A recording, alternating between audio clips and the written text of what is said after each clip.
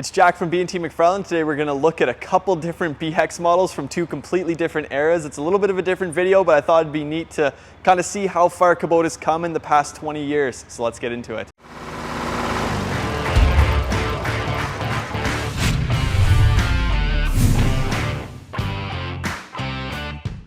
On my right here, I have the brand new Kubota BX2380-1. So this is going to be a 2022 model, and this is going to have all the new bells and whistles from Kubota. And then on my left, I have a BX1500 from 2005. The funny thing about this tractor is we actually sold it brand new in 2005, and the customer kept it throughout the past 18 years, and then he just traded it in on a brand new BX23S. So I thought it'd be cool to go over some of the features that were innovative and brand new from Kubota in 2005 and see how far they've come along onto the new one in the BX2380.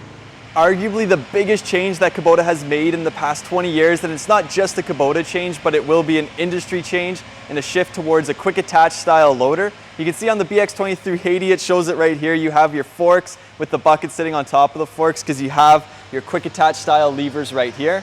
On the BX1500 and all the BXs from this era, you were stuck with that pin-on style bucket, which was good for its time, but the only disadvantage is if you wanted to switch between this and a set of forks, you had to either get pin-on forks or you had to get forks that sat on the bucket that greatly reduced your lift capacity. So I think this is one of the biggest changes and probably the best changes that Kubota has made in the past 20 years.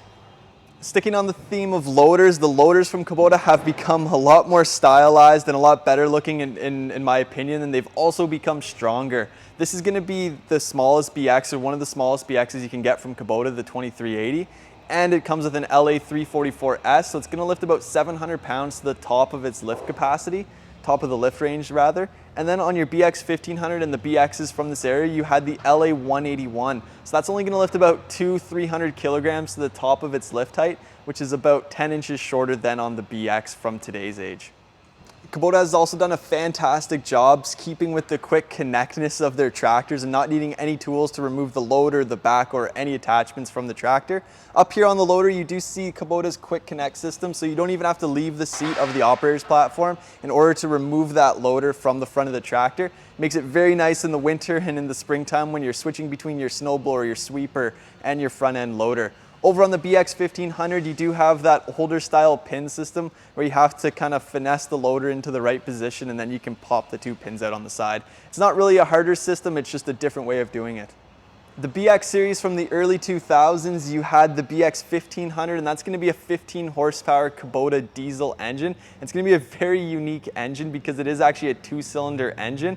So instead of having your 3-cylinder diesel like you do on the BX2380, you do have that 2-cylinder diesel, which is hilarious because instead of adding that third cylinder, they add a piece of cast iron inside of the engine to keep the engine balanced while it's moving. And in terms of the styling on the hood up front, the new BXs, they are a bigger tractor. They sit a little bit higher, the hood's a little bit longer, and I think they look a little bit better, but there is something to be said about the unique square look of the old Kubotas. They give it a good rugged look. So this customer did opt to put on an aftermarket cab. It's not a Kubota product at the time. It's just a vinyl cab to keep him out of some of the blowing snow in the wintertime. Up here on the operator's platform, again, you're going to see some major changes between this tractor and the new BX2380-1. Well, the biggest difference is going to be the comfort up here. This is generally going to be a smaller tractor, so it is going to be more equivalent to the BX1880 than it will be to the BX2380. But in terms of size on the BX1880 and 2380, they're very, very close in terms of the space up here on the operator's platform. Some of the biggest differences are going to be that seat. This seat is not very comfortable when you used to sitting on a newer one. It doesn't have any armrests, and it's just a smaller bucket style seat that you would see more on an LO1 series or some of Kubota's economy tractors nowadays. But you do get the rubber floor mat that is relatively flat. Kubota, they have kept that theme throughout the past 20 years or so, so it does make it pretty quiet in here, even with the cab on. Another big disadvantage of going with the older style Kubota is almost all of them have this forward-facing loader like you do see on some more budget economy value tractors. On the new BX series, it has it back here by the operator station, so when you're using that loader for long periods of time, it makes it a lot easier to actually use.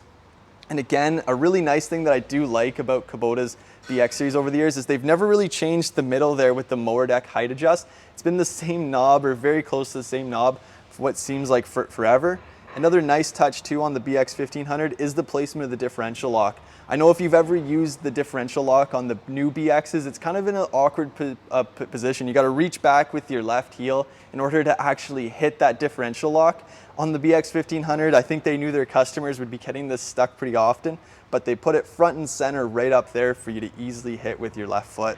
And then up here on the dash, there's going to be a couple notable changes as you don't have a rev meter. So if you're used to using a tractor where it shows you what your RPMs are at in order to get into the right zone for the PTO or know exactly where you want to be for the loader, for the backhoe, on this tractor, you just have to judge it by the sound of the engine that it's making. So generally on any PTO attachments, whether that be a mid PTO attachment or a rear PTO, you just generally bring the tractor right up to max RPMs, and that's usually where the max PTO speed will be. And then we're going to talk about mower decks. Both of these tractors, we're lucky enough to show the two different mower deck options on them, but if this one was a little bit cleaner, you wouldn't be able to tell the difference between this one and a brand new one from Kubota. They kind of perfected their first idea of the mower deck that slides in and out of the side of the tractor, which is typically the one that we sell at this dealership. I just find it works a lot better, and a lot of the other guys here do as well. The mower deck system, it's really nice. There's just 3-point hitch link arms that come from the underneath of the tractor, and the mower deck just clips right into those two things, and it hasn't changed from what looks like the past 25 years at least between these two tractors.